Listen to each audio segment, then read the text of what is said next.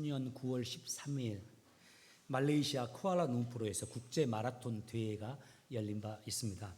그때 결승전 선수들이 통과할 시점 되고 수만 명이 이제 스테디움에 기다리면서 1, 2, 3등 사람들 들어오기를 기대하고 있었어요. 그런데 회중들이 기대했던 것과 달리 아무도 이 스테디움에 시간이 되었는데도 이맘때쯤이면 들어올 텐데 안 들어오는 겁니다. 특별히 사람들이 또 한참 뒤에 들어오기는 하는데, 선수들이 들어오는데 당연히 순위권에 들었으리라고 생각된 그 선두 그룹의 사람들은 한 명도 없고, 무명의 사람들, 이름이 잘 알려지지 않는 사람들이 그룹을 지어서 이렇게 1, 2, 3위 이렇게 들어오는 겁니다. 알고 보니까 선두 그룹이 어디에 갔을까 하고 봤더니 그들이 사람들이 지금 이렇게 스테디움으로 들어오고 있는 그 순간에도 다른 경로에서, 원래 코스가 있는데 코스를 벗어나서 다른 코스에서 그게 코스인 줄 알고 뛰어가고 있었던 겁니다.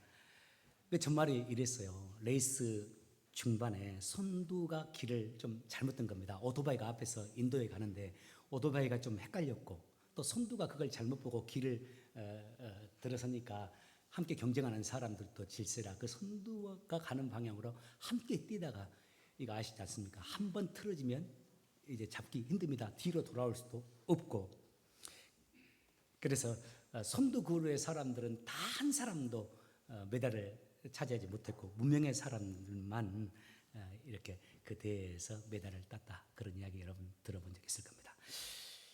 이 이야기 통해서 우리가 마음에 새길 수 있는 거, 얻을 수 있는 교훈이 있죠. 여러분, 우리 인생은 속도보다 방향이 중요합니다. 그 무엇보다 우리 인생의 방향이 중요해요. 조금 속도는 느려도 좋은 것 같아요. 제가는 40살에 한국에서 미국으로 왔는데, 미국에 와보니까 더 그런 것 같아요. 한국은 딱 나이에 맞춰서 그때 딱 올라가지 못하면 도태됩니다. 그런데 제가 보니까 미국은 언제든지 다시 시작할 수 있는 것 같아요. 속도 빨리 뛰는 것도 중요한데요, 그보다 더 중요한 것은 바른 방향을 잡는 겁니다. 저는 우리 청년들이요, 우리 같이 시니어들도 있고 하지만 청년들이 같이 있으니까 청년들에게 던지고 싶은 말씀들이 있는데 제가 많이 못 줍니다만은 모두가 들어야 되는 말이니까 오늘 또 이 시간 청년들에게 말씀을 전하고 싶다면 이겁니다. 너무 조급해하지 마시기 바랍니다. 속도보다 먼저 방향에 좀 집중하시면서 방향을 잘 잡았나를 좀 고민했으면 좋겠어요. 물론 게을러서 너무 느린 것은 안 되죠. 그러나 최선을 다하되 좀 이루어지지 않는다고 해서 너무 조급하거나 자책하지 마는 것, 대신 느려도 방향을 잘 설정하고 그 방향으로 끝까지 나가는 겁니다. 저는 이것이 우리의 인생사뿐만 아니라 예수 믿는 우리의 신앙생활에도 적용된다라고 믿어요. 목회도 마찬가지라고 생각하고 가정생활도 마찬가지라고 생각합니다. 무엇보다 우리 하나님의 자녀된 우리들은 진짜 방향이 중요합니다. 무언가를 이루었다, 빨리 했다, 이것보다 늦게 했다보다 진짜 내가 하나님이 원하시는 그 인생을 살았느냐, 예수님의 사람으로서 끝까지 방향을 잃지 않고 처음 하나님 앞에 소망했던 그 아름답고 바른 삶, 그 삶을 끝까지 살아낼 수 있는가, 우리에게 그 질문이 있다면 그 질문 앞에서 우리에게 중요한 것은 내 삶의 방향을 늘 바로 설정하면서 나가는 겁니다. 오늘 말씀이 그 말씀입니다. 우리가 예수님의 사람으로서, 하나님의 자녀로서 이 땅의 삶을 살아가는데 끝까지 우리의 방향을 잃지 않고 하나님이 원하시는 그 길 갈 수 있게 하는 말씀 비결이 몇 가지 나와 있습니다. 첫 번째입니다. 하나님 앞에서 나 자신을 살필 수 있는 믿음, 그리고 나 자신을 살피면서 겸손히 하나님이 내게 펼쳐놓은 길로 갈 수 있는 그 모습입니다. 다시요, 하나님 앞에서 나를 살필 수 있는 그 능력, 그리고 하나님이 원하시는 길로 그 모습으로 겸손히 내 길을 갈 수 있는 그 믿음이 우리에게 필요한 겁니다. 오늘 본문에 보니까 베드로가 밤새도록 그물을 던져서 고기를 잡으려고 했다고 해요. 여러분, 고기 잡으려면 낮에 가서 그물을 던져야 되는데 이 밤에 가서 던졌어요. 고기 못 잡게 누가 핍박해가지고 그랬을까요? 그거 아닙니다. 당시 갈릴리 호수, 이제 바다라고도 부르기도 하는데 갈릴리 호수의 지형상, 그쪽 지형상 낮에는 해수면의 온도가 상당히 높아요. 그래서 낮에는 고기들이 그쪽에 나오질 않습니다. 대부분 다 해질녘부터 시작해가지고 저녁에 새벽까지 고기들이 이렇게 움직이게 됩니다. 그래서 저도 한 1년 전에 이걸 알아보기 위해서 유튜브에서도 한번 찾아봤어요. 근데 미국 방송 한 곳에서 그 성지순례하면서 그걸 촬영을 잘했더라고요. 그래서 지금도 갈릴리 호수에서 이 고기를 잡고 사는 어부들은 밤에 나갑니다. 아마 여러분 유튜브 보면 나올 거예요. 밤에 나가서 새벽까지 혹은 좀 고기가 차면은 또 들어와서 밤에 귀가하는데요. 지금 베드로가 그런 상황입니다. 밤에 나가서 그물을 던져서요. 그런데 여러분 결과 아시죠? 고기가 안 잡히는 겁니다. 그렇게 노력했는데 특별히 성경에 보니까 밤이 맞도록 밤이 새도록 그렇게 그물을 던졌는데 안 잡히는 겁니다. 마치 이런 겁니다. 그물을 던지는 것은 우리의 생업, 우리의 삶의 노력과 같은 말씀이죠. 우리가 직장에 나가서 열심히 노력하는 것을 의미하고 우리가 사업한다면 내 사업을 위해서 쉼 없이 헌신하는 것, 내 자녀들 양육하는 것, 그리고 또 목회하는 것 모든 것이 포함됐을 텐데 내가 그렇게 최선을 다해서 하는데요. 안 되는 겁니다. 우리 학생들 같은 경우에는 진짜 열심히 잠도 안 자가면서 공부해가지고 노력하는데 내가 원하는 결과가 안 나오는 거예요. 이럴 때 우리 마음에 생각 들잖아요. 안 되네. 왜 이렇게 안 되지? 그게 2번, 3번이 반복되면 진짜 사람이 힘들어지잖아요. 나는 왜 이렇게 안 되나 이런 생각이 들 때입니다. 근데 여러분 기억하십시오. 꼭 우리 인생에 하나님이 우리에게 은혜를 주실 때 하나님이 우리에게 음성을 들려주실 때는 그동안 안 들렸던 하나님의 음성이 들릴 때는 꼭 내가 그렇게 왜 이렇게 안 되냐 이럴 때 하나님이 다가와서 음성을 들려줍니다. 그때 지켜보고 계셨던 주님께서 딱 베드로에게 와요. 베드로가 너무 힘들어가지고 밤새도록 그물을 던졌다가 한 마리도 못 잡았는데 성경에 보면 그물을 이렇게 앉아가지고 터덕터덕 앉아서 그물을 이렇게 깨물고 있었다고 그랬어요. 그물 정리를 해야죠. 얼마나 힘들어요. 근데 주님이 그때 다가와요. 그때 다가오셔서 딱 하시는 말씀이 뭐라고 합니까? 베드로 저 깊은 데로 가서 그물을 던져보라고 그래요. 예수님이 베드로를 만난 적이 이번이 처음 아닙니다. 한 번 전에 만났어요. 성경을 보면 베드로도 예수님이 누군지는 알고 있습니다. 아직 제자는 아니에요. 근데 베드로가 전문직 어부입니다. 어부. 평생 갈릴리 호수에서 산 사람입니다. 예수님은 어부가 아니라 뭡니까? 메시아 그거 말고 목수. 예수님 목수로 살았습니다. 예수님 직업 목수. 베드로는 어부. 그런데 목수가 어부한테 저 가서 좀 저쪽에 던져보라고 그래요. 들을 만한 말은 아니죠. 근데 베드로가 말씀 의지해서 제가 던져보겠습니다 하고 던져봐요. 그랬더니 진짜 신나는 일이 벌어집니다. 아마 베드로가 인생을 살면서 그만큼 한꺼번에 많은 고기를 잡아본 적은 없었을 겁니다. 대박이 난 겁니다. 이거 혼자 그물을 못 끌을 정도가 된 거예요. 그래서 좀 와보라고 다른 사람들 동료들 불러가지고 그 고기 같이 끌어올려서 배가 완전히 순식간에 만선이 되는 상황입니다. 할렐루야의 상황이에요. 우리 같으면 그렇게 내가 소망하는 것이 이루어진 겁니다. 기적의 주인공이 된 겁니다. 은혜의 주인공이 된 겁니다. 베드로가. 신나는 일이죠. 이에 베드로가 주님께 나갑니다.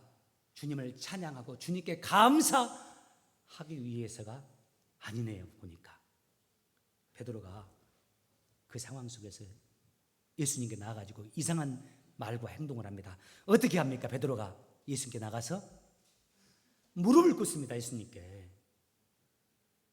그리고 예수님께 이렇게 말합니다. 5장 8절. 시몬 베드로가 이것을 보고 예수님의 무릎 앞에 엎드려 말했습니다. 주님, 제게서 떠나주십시오. 저는 죄인입니다. 베드로가 왜 이렇게 반응할까요? 할렐루야인데 주님 며칠만 저희들과 함께 계셔서 요즘 고기 못 잡았는데 계속 이렇게 좀 대박나게 좀 도와주시면 좋으실 텐데, 이렇게 부탁할 수 있는 상황인데, 아니면 주님 감사해요, 이렇게 기적을 내게 베풀어 주시니까요, 이렇게 해야 하는데,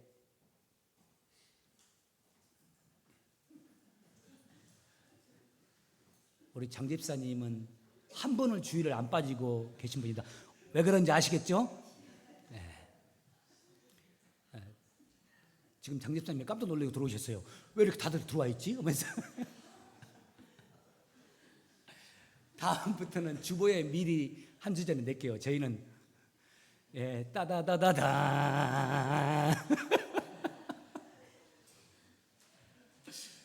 권사님 잘하셨어요. 우리는 핸드폰 세대여가지고 우리 교회는 다 청년만 있는 줄 알았거든요. 젊은 청년, 나이든 청년만 있는 줄 알았는데 나이든 청년 몇 분이 좀 힘드셨네요. 잊어먹어버려서 다시 어디 있어? 예. 베드로가 주님 감사해요, 이런 기적을 베풀어 주셔서 감사해요, 저와 함께 하시면서 저의 삶을 좀 지켜주시고 이렇게 며칠만 더 해주세요 라고 부탁해야 될 상황인데, 베드로가 그 말 안 해요. 주님께 나가서 무릎 꿇고, 주님, 제게서 떠나주십시오. 저는 죄인입니다. 저는 이 베드로의 이 모습이 저는 정말 좋아요.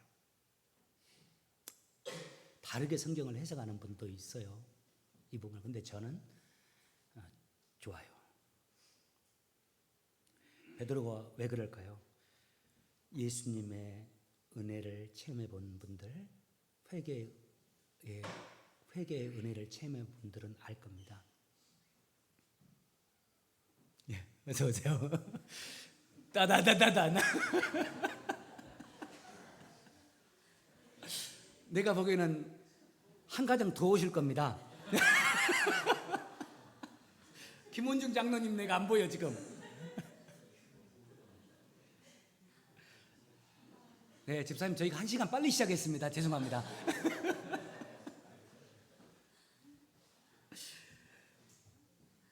우리가 주님을 만나면 만날수록, 주님의 보좌 앞으로 나가면 나갈수록 누가 뭐라 하지 않는데도 내 죄가 보입니다.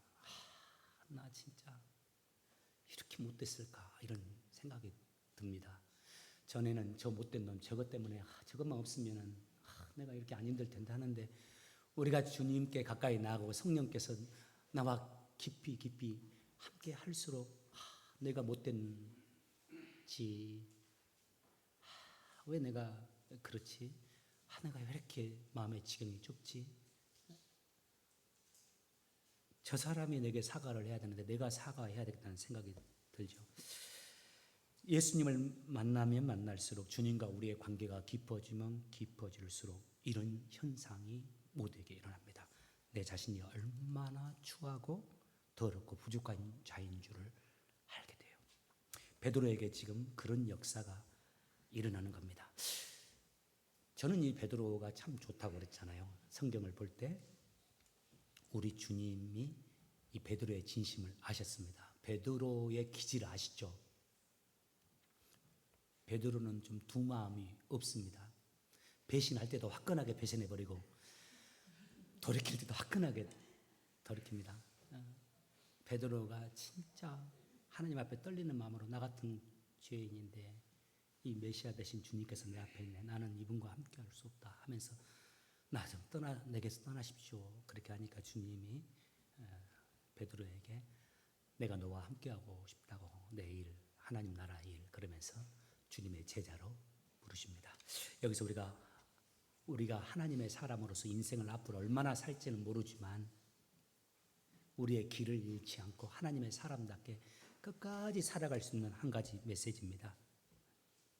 우리 자신을 늘 주님 앞에서 살필 수 있는 믿음의 영성을 갖는 겁니다.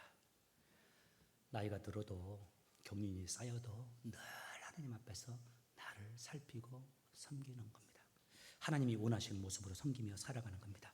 두 번째, 우리가 길을 잃지 않고 하나님의 사람으로서 끝까지 아름답게 살아갈 수 있는 비결, 5장 11절에 그 비결의 말씀 주님이 기록하고 있습니다. 5장 11절 같이 한번 읽도록 하겠습니다. 위에 띄어져 있습니다. 시작. 그들이 배들을 육지에 대고 모든 것을 버려두고 예수를 따르며. 두 번째, 하나님의 사람으로서 길을 잃지 않고 하나님이 원하는 방향으로 인생을 살아갈 수 있는 비결, 바로 따름입니다. 이걸 다른 말로, 따름을 다른 말로 하면 소명 혹은 사명이라고 또 바꿀 수가 있어요. 우리 주님은 묘합니다. 베드로를 부르시는 장면을 다시 보세요. 자신이 너무 악하고 부족하다고 하는 베드로를 부릅니다. 주님, 제가 신학교 졸업했어요. 더 똑똑하죠. 좋은 학교 졸업했어요. 저 능력 있습니다. 준비됐습니다. 이런 상황에서 부른 게 아니라 나 못합니다. 주님, 저는 너무나 악해요. 나는 주님과 함께 할 수 있는 사람이 못 됩니다. 이런 베드로에게 가서 주님이 베드로에게 손을 내미시면서 너를 사람을 낚는 어부가 되게 할 것이다. 사실 사람을 낚는 어부의 첫 번째 원조는 예수님입니다. 그 일에 같이 하자고 베드로를 부른 겁니다. 그러자 베드로가 그 부르심을 받고 성경에 보니까 어떻게 합니까? 즉시 그 부르심 앞에 즉시 떠나니라 이렇게 되어 있어요. 즉시 자신에게 주어진 그 소명의 길로 아멘하면서 순종하며 나간 겁니다. 여러분, 우리가 꼭 기억해 오셨어요. 네, 따다다다단. 네, 장로님, 집사님 오세요. 네, 제가 광고를 잘못해서 그렇습니다. 오늘 1시간 빨리 시작하기로 했는데 데일라이트 세빙이었습니다.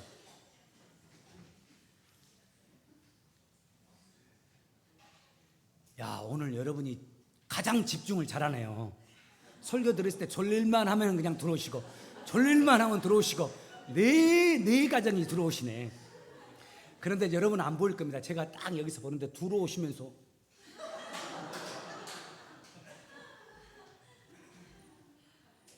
다시 갑니다. 여러분, 살면서 꼭 기억하십시오.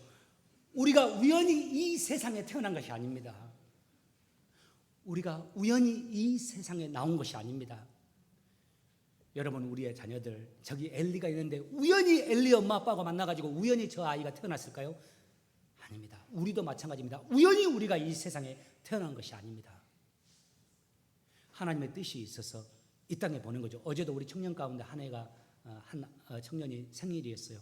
오늘이 생일인가 그런데 어제 생일 파티를 했었는데 26번째.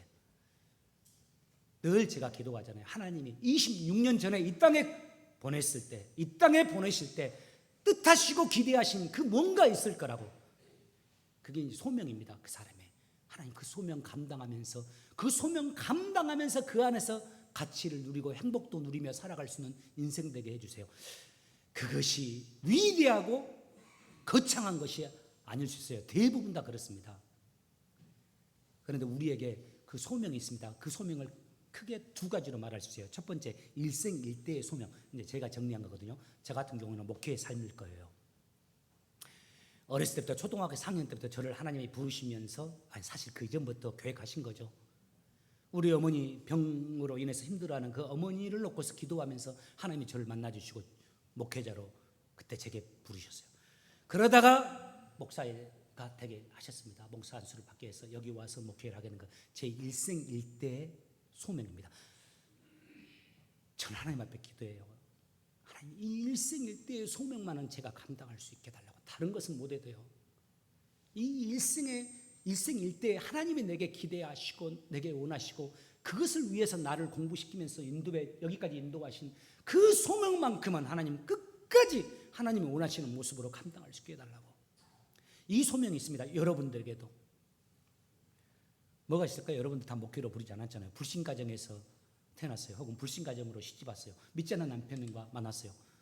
이 사람 전도하는 거, 주님께로 나오게 해서 영혼 구원하는 거.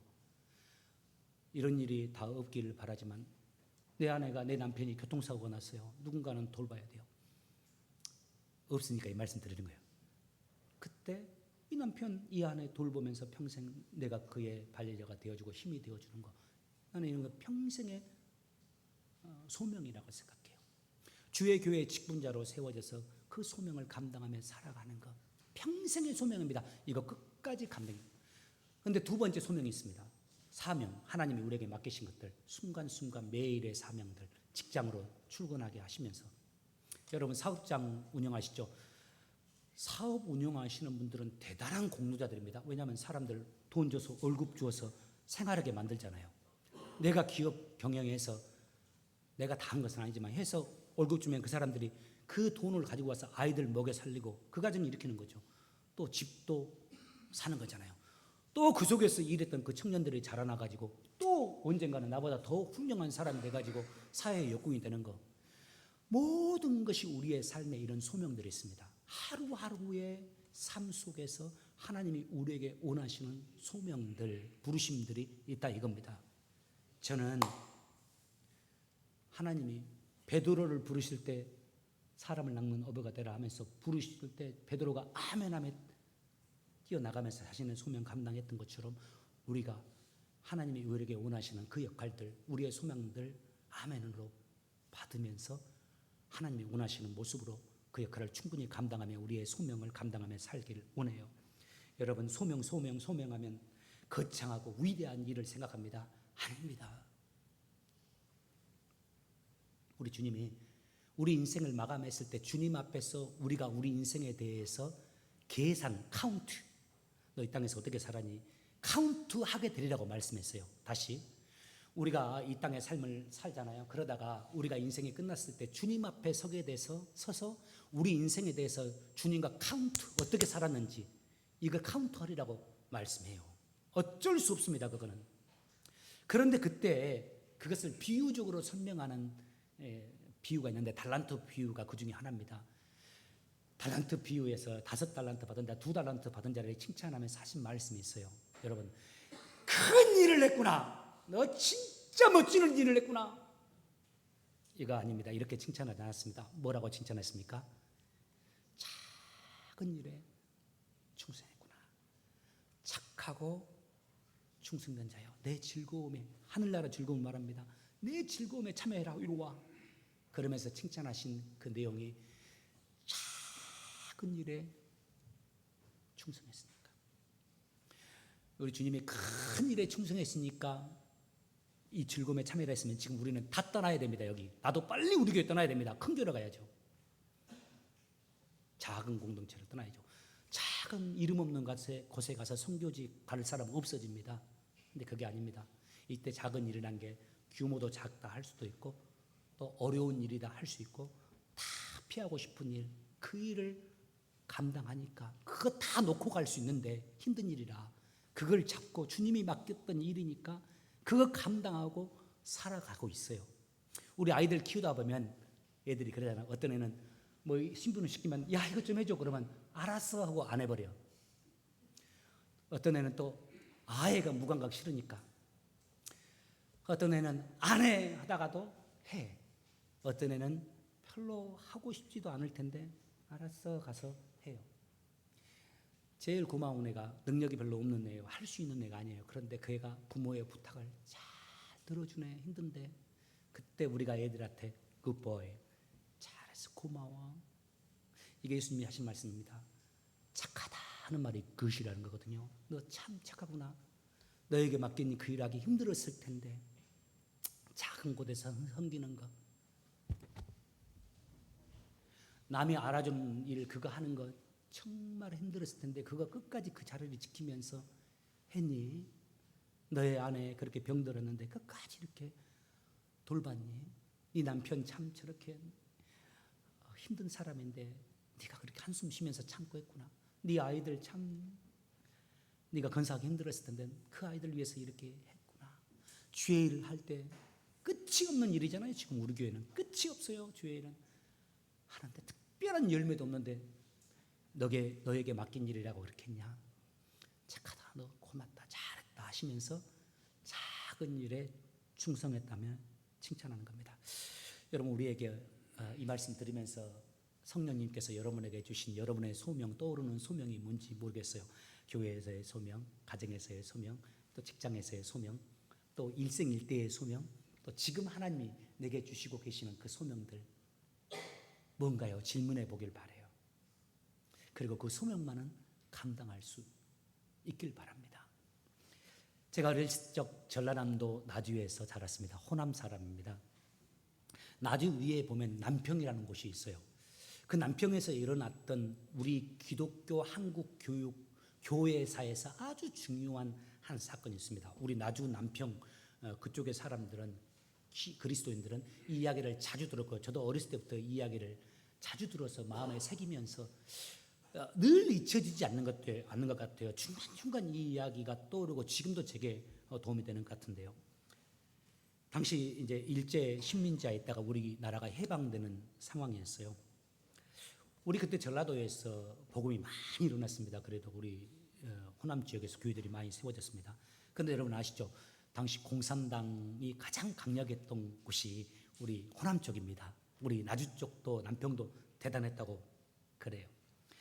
그러다 보니까 그 교회 남평 안에 교회가 그래도 그쪽 지역에서는 꽤 규모가 있는 교회였는데 그 교회 안에 민주주의를 지지하는 성도님들과 공산주의를 지지하는 성도님들이 같이 신앙생활을 하고 있는 겁니다. 이게 정말 힘듭니다. 이게 정치적인 이념, 색깔이 다른 거죠. 그래서 이 식사하다가 이렇게 자신의 사상 이대 올리기를 주장하게 되면 이제 불쾌하게 되는 거예요. 여러분 우리 교회에서 절대 정치 이야기 하지 말자고 그랬죠. 나는 여러분 감사해요. 어느 누구도 그렇게 안 해주신 거. 그래 교회가 힘든 겁니다. 이 정치 이야기. 내가 얼마 전에 제 친구 나보다 나이보다 어리는데 신대원을 신학대학원을 같이 졸업했어요. 그 아버님 은퇴하셨는데 그 아버님하고도 제가 잘 알고 그 아버님이 저를 참 아껴줍니다. 그래서 그 아버님 만나서 이야기를 하는데 그 아들에 대해서 이야기하면서 장 목사 나는 그놈 때문에 죽겠어. 왜요? 그랬더니 둘이 정치 이야기만 나오면 부자지간을 끊어버리고 싶대요. 호적을 파버리고 싶대. 아들의 정치 성향과 아버지가 다른 겁니다. 신앙은 똑같은데 교단도 똑같이 신학대학 총신대 나온 것도 똑같은데요. 그런데 그 시대에는 이런 격동기라서 교회가 어려움을 당했어요. 교회가 자꾸 이러니까 거기서 보다 못한 소수의 사람들이 교회를 이탈했어요. 그래가지고 산속에 가서 주일날 예배를 드리는 겁니다. 산속에 가서 예배를. 그래서 그 사람들을 가리켜서 이름을 붙였어요. 사람들이. 그분들이 붙인 게 아니라 뭐라고? 산속에서 예배하니까 산중파 라고 이름을. 그래서 한때 그쪽에서는 이단이라고 부르긴 사람까지도 있었다고 그래요. 그러다가 전쟁이 터졌습니다. 6.25 전쟁이 터졌습니다. 인민군들이 전라도 남평 지역까지 쳐들어왔어요. 그때는 공산당을 지지했던 그리스도인들을 좋아했죠. 근데 참 결과는 정반대였어요. 거의 좋은 사상을 가지고 있긴 하는데 우리 지역으로 내려와서 인민군이 지역으로 내려와서 첫 번째 한 일이고 예를 쓴 일이 교회 예배를 폐쇄하는 겁니다. 그리고 그리스도인들 지도자들 잡아서 핍박을 하는 거예요. 그래서 공산주의를 찬성했던 그리스도인들도 민주주의를 찬성했던 그리스도인들도 피난을 가야 하고 숨죽여 지내야 하는 그런 상황이었어요. 그때 많은 그리스도인들이 피난을 갔는데 피난 가지 못했던 목회자들, 성도님들이 꽤 곤욕을 치러야만 했었습니다. 그 가운데 호남 지역에서 선교했던 미국 여자 선교사님 플로렌스 R. 루트라는 분이 있습니다. 사진 혹시 내가 준비했을 것 같은데 젊은 시절 사진과 나이 든 시절 사진입니다. 플로렌스 R. 루트라는 분이에요.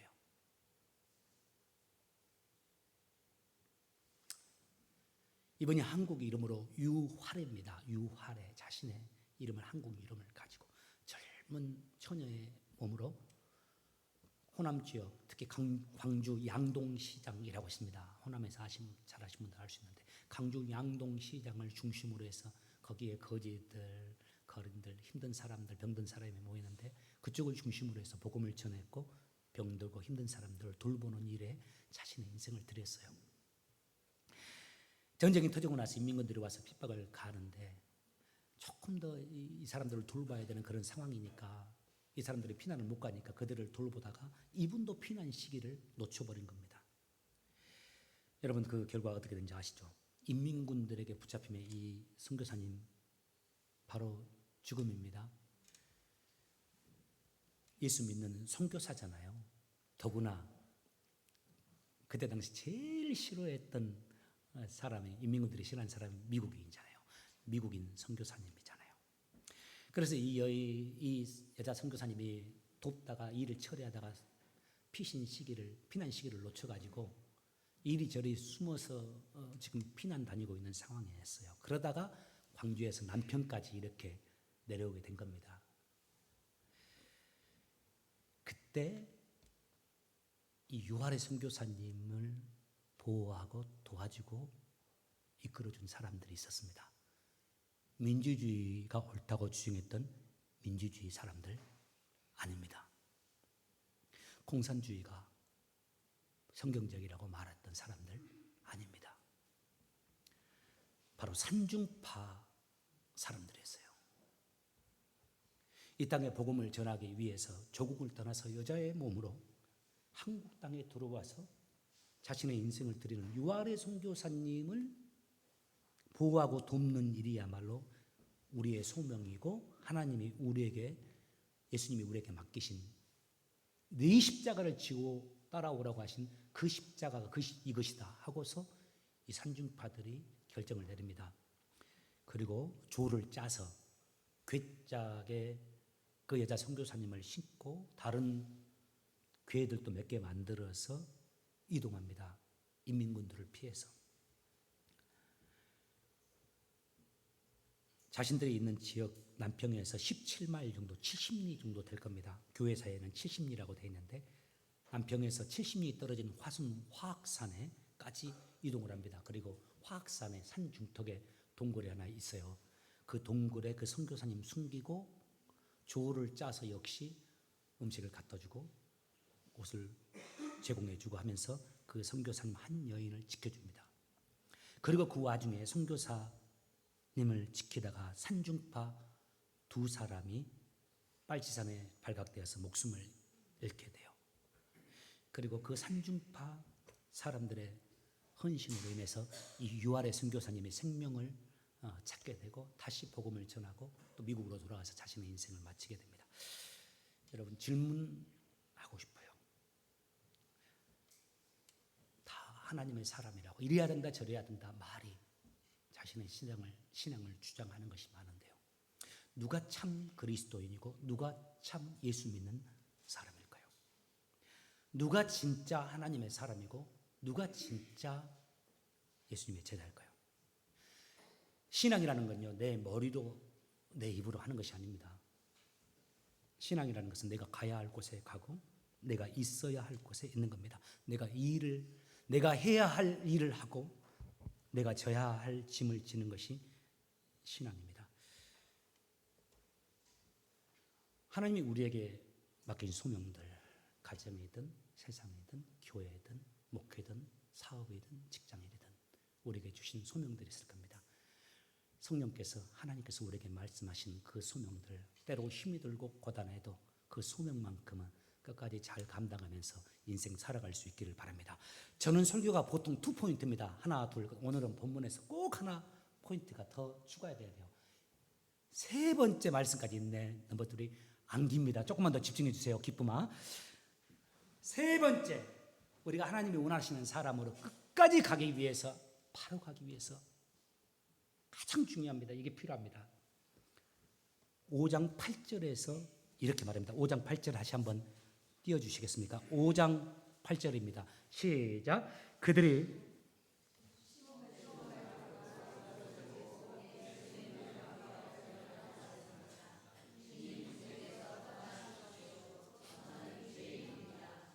저것과 이게 좀 다르네요. 몇 절인지는 모르겠습니다. 이렇게 남았어요. 11절. 그들은 육지에 배를 댄 후 11절을 해요. 다시 한번 읽겠습니다. 시작. 그들이 배들을 육지에 대고 모든 것을 버려두고 예수를 따르니라. 따르긴 따릅니다. 예수를. 그런데 그 앞에 단어가 의도적으로 강조되어 있다고 저는 봐요. 모든 것을 버려두고 예수를 따르니라 이렇게 말하면 될 거예요. 그런데 역시 앞에다가 주님이 말씀 넣어놨어요. 모든 것을 버리고 주님 따르기에 제자로 부르시는데 따르기엔 맞지 않는 방해가 되는 것들을 버려두고 예수님을 따르니라. 베드로가 예수님이 부르시니까 소명을 주니까 그 소명만큼은 감당하기 위해서 그 소명에 거창스럽게 하는 것, 그걸 포기하고 주님이 맡기신 그 사명의 길로 갑니다. 아까도 말씀드렸지만 제가 초등학교 4학년 때부터 목회자 되기로 하나님 앞에 소원했다고 했잖아요. 저는 뭐 여러분들 잘한 건 아닙니다만은 노력은 그렇겠다 이겁니다. 저는 뭐 입에 담배 한 번, 술 한 번 대본 적이 없습니다. 진짜 목사 그렇게만 되고 싶었어요. 한 목숨 주의 영광 위해서 제 삶을 진짜 드리고 싶었습니다. 그런 저의 인생이 어땠을까요? 온전하고 순전하고 아름다웠을까요? 그러진 않더라고요. 때로는 주님이 기뻐하지 않는 모습, 특히 내 마음이 그런 것들이 많더라고요. 목회할 수 있겠나? 이건 진짜 아닌데. 주님이 내게 주신 사명, 그거 방해할 수 있는 욕망들이 제게 많이 있어요. 그래서 20살 때부터 신학교 가서 선생님이 인도한 대로 전도사님이 가서 이렇게 했는데 10대 후반 때는 제가 신학교만 가면 진짜 주님의 사람으로 제가 확 변할 줄 알았어요. 공부도 하고 기도도 하니까. 그런데 안 되더라고요. 여전히 욕망과 하나님이 기뻐하지 않는 모습, 마음은 많고요. 그래서 하나님 앞에 여러 번 많이 기도했습니다. 금식도 하면서 하나님 진짜 내가 하나님이 원하시는 사람 좀 되게 도와주세요. 그런데 안 돼요. 근데 또 그때도 내 마음속으로 생각하는 게 있었습니다. 목사 안수 받으면 진짜 내가 목사답게 되려고 생각. 목사 안수 받으면 특별하게 하나님께서 은혜 주시리라고. 또 목사 안수 받기까지 훈련을 받고 공부를 하고 하니까 목사 안수 받는 정도까지 되면 진짜 괜찮은 그리스도인 되리라고 생각했어요. 그러다가 어느 날 제가 목사가 되었습니다. 그리고 제가 알게 됐습니다. 그거 제 생각이 틀렸다라는 것은. 목사 안수 받는다고 해서 그 생각들, 그 모습들이 사라지거나 줄어드는 거 아닙니다. 그래서 종종 그 뒤로도 지금도 주께서 내게 맡기신 소명 그리고 주님의 영광을 내가 가리거나 교회에 누를 끼칠까 봐 두려운 마음이 조금씩 있어요. 저도 그렇고 여러분도 그렇고 다 그런 부분이 있을 텐데 그런 부족한 우리에게 필요한 것이 뭘까요? 주님을 따르되 주의 일에 아멘하며 뛰어나가되 하나님 내가 목회하겠습니다. 하나님이 원하신 대로 가겠습니다 하면서 따르면서 우리에게 필요한 것, 그 따름이 진짜 따름이 되고 그 따름이 열매 맺는 따름이 되기 위해서 우리에게 필요한 게 있습니다. 버림입니다. 나를 내려두고. 베드로는 버려두고 떠났죠. 그런데 베드로와 같은 사람이 꼭 이 말씀 읽으면 떠오르는 게 마태복음 11장에 보면 부자 청년이 있어요. 부자 청년. 그 부자 청년은 베드로는 나는 주님 못 따릅니다. 나를 떠나서 했는데 그 부자 청년은 예수님께 나와서 말해요. 어떻게 하면 구원을 얻겠나이까? 뭐냐면 어떻게 하면 주님 원하시는 사람으로 살 수 있을까? 이런 말이죠. 이거 해야 된다 주님이 말씀하니까 저 다 지켰는데요. 그러니까 주님이 그래? 그러면 한 가지만 하고 나를 따라. 뭐요? 그랬더니 네가 가진 물질 좀 팔아서 가난한 사람들에게 좀 도와주라. 왜냐하면 내가 하는 일이 가난하고 힘든 사람들을 구원하는 일이고 그들을 섬기는 일이니까 어차피 그거 가난한 사람들을 도와줘야 되니까 너 그것 좀 내어놓고 날 따르자 가자 하니까 성경에 보면 뭐라고 합니까? 부자 청년이 근심하며 떠나가는 겁니다. 목회를 하면서 아마 두 분 목사님이 계시는데 이 목사님들도 많은 편지들, 엽서들 받으셨을 겁니다. 저도 어렸을 때부터 교육자 생활을 했으니까 편지들, 엽서들 많이 받았거든요. 그거 다 보관 못합니다. 보관 못하는데 특별히 보관하는 편지나 엽서들 있습니다. 내가 평생 보면서 추억할 만한 것들은 따로 이렇게 하나 모아놓고 있습니다. 핸드폰으로 요즘에는 찍어놓기도 하고 그래서 추억하기도 하고 기억하기도 하고 때로는 교훈받기도 하려고 하는 거. 이제 얼마 안 남았어요. 제가 한 3, 4분만 더 할 거예요. 제가 잊을 수 없는 거, 한국에 지금 그 편지를 놓고 왔는데요. 평생 잊지 않기 위해서 제가 그 편지 오래전에 찍어놨습니다. 목사 안수 받던 날 나와 함께 청년부를 섬겼던 이준우 집사님이 아마 지금 이제 삼성 이사인가 상무인가 그런데 그때 이제 젊었으니까 그 이준우 집사님, 부장 집사님이 목사 안수 받는 날 제게 써준 꽃편지입니다. 잊을 수 없습니다. 그때는 핸드폰이 좋은 시대가 아니어가지고 지금 같으면 탁 찍으면 평면으로 잘 나왔을 텐데 좀 잘 보이지는 않을 수 있는데 제가 여러분에게 그 편지 소개하면서 말씀 마치고 싶어요. 한번 고개 들어보세요. 여러분 혹시 제가 준비했나요? 이것은 안 보이나요? 확대 안 되나?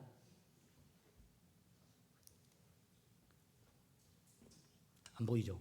제가 읽어드릴게요. 장원호 목사님, 제가 처음으로 목사라는 소리를 듣는 겁니다. 지금 목사 안수 받은 축가 편지니까. 장원호 목사님, 그동안 수고하셨고 진심으로 축하드립니다. 모쪼록 하나님께 헌신했던 처음 마음이 결코 변하지 않기를 바라며 늘 저희 가족 이준우, 박미옥, 이상빈, 이은빈이 기도로 응원하겠습니다.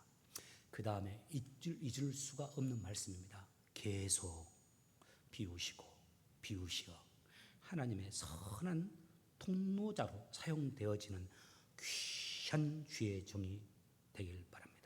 사랑하고 축복합니다. 2011년 10월 10일 상빈인의 가족.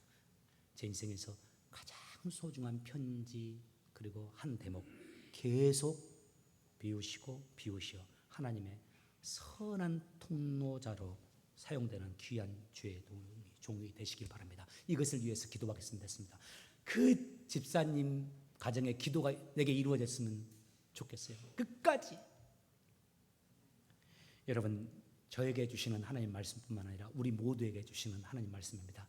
비우고 버리면서 주를 끝까지 잘 따라가는 저와 여러분 되시길 예수 이름으로 축원합니다. 아멘. 기도하겠습니다. 하나님, 우리의 소명이 무엇인지요? 하나님 26년 전에 56년 전에